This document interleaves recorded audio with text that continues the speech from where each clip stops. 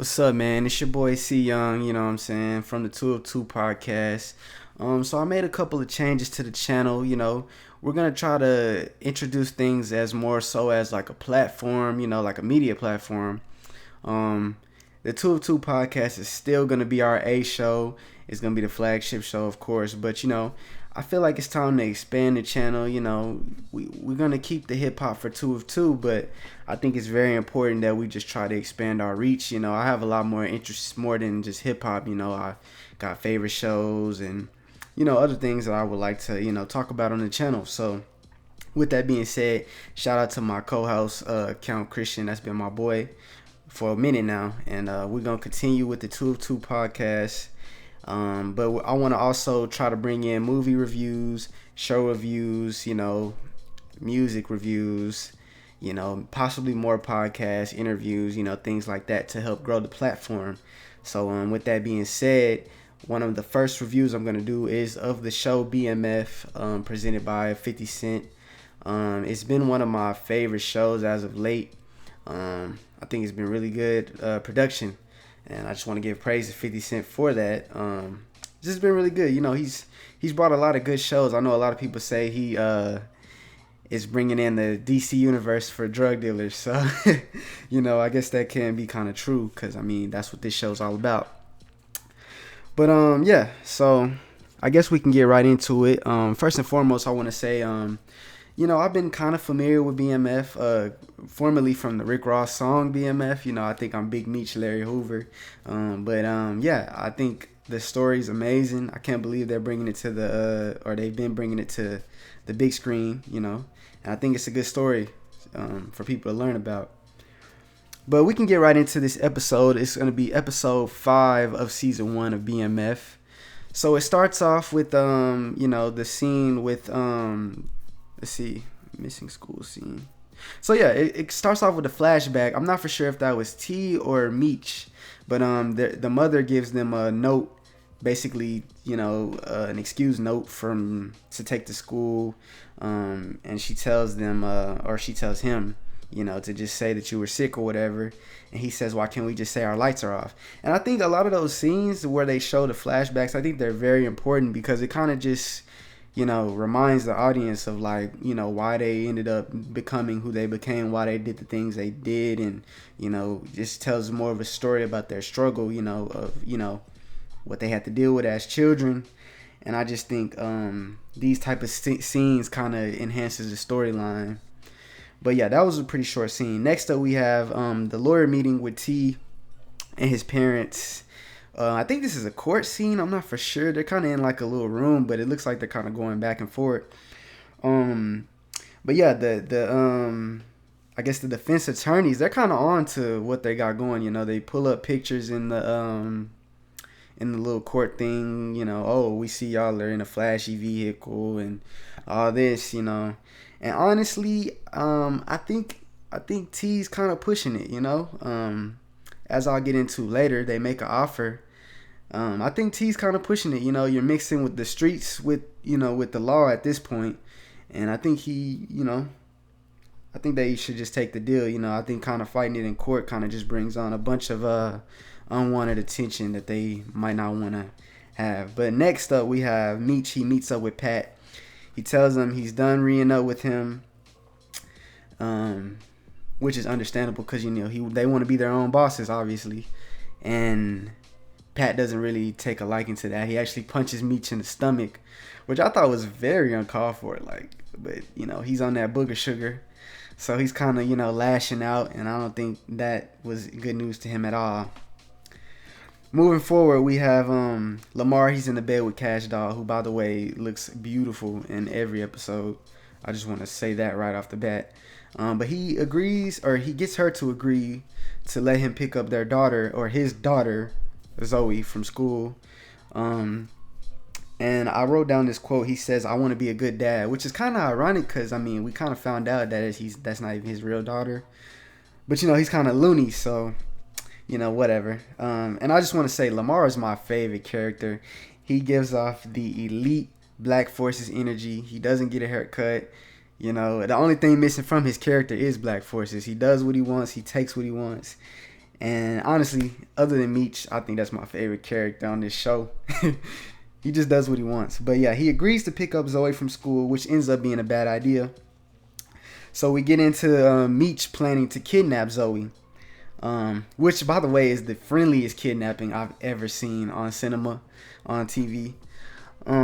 He takes her to get burgers. He takes her to get ice cream. He's talking to her all sweet and everything, But at the end of the day, it is a kidnapping because of Lamar, of course, taking their drugs on the last episode. So Meech feels like this is a way to be able to get back at Lamar and be able to secure back their drugs. So next up, we have a scene where T is offered $25,000 for the surgery that went wrong about his eye. Kind of how I kind of got at before. I think they should just accept the offer and keep it pushing. I don't really think it's good for their business or organization for them to be trying to fight with the law, because you never know how they could get back with them on that. So I think the $25,000, it is what it is. They getting money anyway. If anything else happens to his eye, he got the money to get that checked out. So I really don't see, what's gonna come from that other than trouble. So next up, we have B. Mickey. He's laying up with Kato. Kato is beautiful, by the way. Even though she is a snake, she's beautiful. And I think it's kind of ironic, I guess that's kind of, every female in a sense. She was trying to play with my boy B. Mickey. But now my boy got the smash, you know what I'm saying? Like, you gotta sleep on my nigga. Then all of a sudden you want to change your mind. I don't know what's up with that, but we know that's what females do. So they're laid up. Then next up we have Lamar. He's meeting up with his gang. He one of the homies in his clique speaks up, and he says, no disrespect, but I don't think it's really. I can't remember exactly what he said, but he kind of just spoke up against Lamar, kind of just in a respectful way, though. Just saying he doesn't agree with everything they're doing, which led to him being choked out. I've never seen somebody get choked out with a belt before, though. Like, Lamar's a menace. True menace. But yeah. Next up, we see that the police or detectives have a witness in the case with J-Mo's murder. So, even back then, they were on top of everything, as we can see. So they have an eyewitness saying that he's seen some things, and I guess we'll see where that goes further within the series or in the next couple of episodes. So flash forward a couple more scenes. We see that Lamar pulls up on Kato because he's got her in his pocket, and he's trying to figure out where Zoe is because, of course, Meech kidnapped her. Friendliest kidnapping ever, by the way, once again. And she's not really giving up information, which is kind of a surprise. He sees that she had Bugs Bunny playing in the background, obviously for Zoe. And one of my favorite quotes from this scene is she says, I freaking love Bugs Bunny. I just thought that was so cute, Kato's beautiful. She was actually on Empire, I believe. When I first seen her on this show, I didn't know where I had seen her from. But I was like, she looks familiar. But then I started reading comments on social media. I realized she came from Empire. But she's a snake, obviously. But she was stalling, and Lamar didn't get what he wanted to get. So I mean, shout out to her for that. So we see that Lamar ends up on the phone with Meech, and he tells him, do what you want. So, I mean, that's not really his daughter. So, at that point, he said he's not giving up the drugs. You can do what you want with it's whatever. Kind of cold-hearted, but, I mean, hey, it's not his daughter. So, it is what it is. He got to, Lamar trying to get his blocks back, trying to get his money by any means. So, next up, we have T and the 50 Boys. They kidnap one of the 12th Street goons. Pulls up on him. I thought actually one of them had shot him, but apparently he just had the gun make a noise or whatever. I mean, he did shoot, obviously, because we heard a noise, but nobody ended up shot. But they kidnapped Lamar's right-hand man. I forgot what his name is, but they kidnapped him. So then we get to the warehouse scene where bro was kind of talking reckless to T and B. Mickey. B. Mickey was more of the aggressor of the situation. And T was kind of just playing it cool. He was just like, hey, help us out. You tell us where our drugs are at, and we'll let you have Zoe back. We'll let y'all have Zoe back. The right hand man was not going for it. He was doing a whole lot of dissing, which was actually hilarious. I wrote down. He said, "Your eye is really misleading, nigga." And T's eye is very misleading.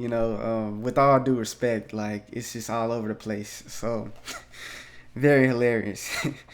But they end up really beating him up pretty bad because he starts making threats on T's family. But he doesn't fold. So fast forward, we get Meech. He comes in. He sweet talks bro into giving up the location of where their drugs are at. He kind of gives him an ultimatum. He's like, Lamar, he cares more about Zoe than the drugs. So would you rather be a hero or would you rather be the nigga who, didn't get the job done, didn't get Zoe back? So he ends up giving up the location to the 50 boys. And we flash forward a couple of scenes. We see that Pat's trying to snitch on the gang. You know what I'm saying? He ain't playing fair at all. He's butthurt because they want to be their own bosses. So he decides, I think it's better off if I just, tell on these boys. So he tries to get the detective to flip on the 50 boys. The detective ain't going for it. I was kind of surprised because in the last couple episodes, he was kind of, fed up with him. But, yeah, Pat, you wildin'. And next up, we have Meech and T. They meet up outside the crib. They kind of have a little talk about everything that's going on. And T tells Meech, where he at. He tells him, like, let me run the point, man. You ran the point with Pat. Let me run the point with Big L, And I don't think that's a bad idea at all. I think it might be a good idea to let T kind of, do his thing. See what he can do. Meech kind of, not to say he was a bad leader, but I think it might be good to see where T's leadership can get them, And then T tells Meech, she says, you're too flashy, Big L doesn't want to do business with you. Which is kind of ironic that he says that. He has a freaking mink coat on. Like, nigga, you flashy too. But, Meech kind of, he doesn't understand why T said that, and he goes and asks, bro, I'm not for sure what bro's name is, but he asks him, like, do you think I'm too flashy? Bro's like, I don't want to get into that.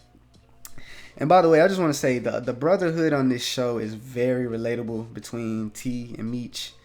It kind of reminds me of me and my brother, they butt heads and stuff, but at the end of the day, they're always going to stick together. And I think this show, one of the main things about this show, like, people may say, oh, they sold drugs. This is all about the drugs, 50 Cent drug universe. But really, I think one of the main highlights of this show is just showcasing the brotherhood between Meech and T. And, just showing how they stuck together through thick and thin, On a lot of shows, we see stuff like that, like Power with Tommy and Ghost, but they had their fallouts and they had their times where they wanted to kill each other. But, it doesn't seem like Meech and T didn't get to that point up until this point. So I like how this show kind of displays, the brotherhood between the two. But, moving forward, finally, we see that Detective Lopez is spying on the other detective. Forgot his name, but he's spying on him, and he sees that he meets up with Meech, and gives him, I guess it was some money or whatever, because I guess the witness from earlier had pointed out that they seen who dropped J-Mo's body, and so I guess he met up with him to let him know, everything's all right. But we see that Detective Lopez has been creeping on the cut, because he's kind of been suspicious about bro for a couple episodes, so now we see, how that's we're gonna see how that's gonna play out in the next few episodes. And then in the final scene, we see Meech and T. They're meeting up at the crib, which I could have sworn Meech was kicked out, but for some reason he stays pulling up. So we see that they meet up. T has bricks all over the bed, which if you're gonna hide from your mom, if you're gonna hide from your mother that you sell drugs, why would you have bricks all over the bed? Like, you know what I'm saying? Like, I don't know. It's kind of sloppy if you ask me. But we see that they're kind of talking about their business, and T's kind of having second thoughts. He's like kind of regretting everything that's been going on. With J Mo dying, Rock dying, Lamar's after them. They just kidnapped Zoe, and as we can see, somebody's walking towards the room, and they hear them talking. We later find out that that's their mother. So she barges in after hearing their conversation, and they're kind of in shock. I really don't know what they expected, talking about drug business with the door damn near wide open. What did you expect? But yeah. So she's kind of like shocked. She doesn't even know. She's speechless. They're speechless as well. And I guess we're just gonna see how that plays out in the next few episodes. I think it was only a matter of time before their mother found out what they were really into, or what T was really into. I mean, we see the father already knew. Was disgusted by it. We seen last week he seen the Mercedes Benzes, and he was just flabbergasted. But moving forward with predictions on the next episode, I think Lamar is not gonna let it go. Obviously, I think we're gonna see a lot of chaos between Lamar and the 50 boys. I think T might get kicked out the crib, just like Meech, after they, she found out his big secret. And I think Detective Lopez he's gonna be on the other detectives. He's gonna be on his trail, I mean, he's seen some things. He's seen that he's working with Meech. So this was by far, I think, one of the best episodes of the series so far, episode 5. I'm looking forward to next week, obviously.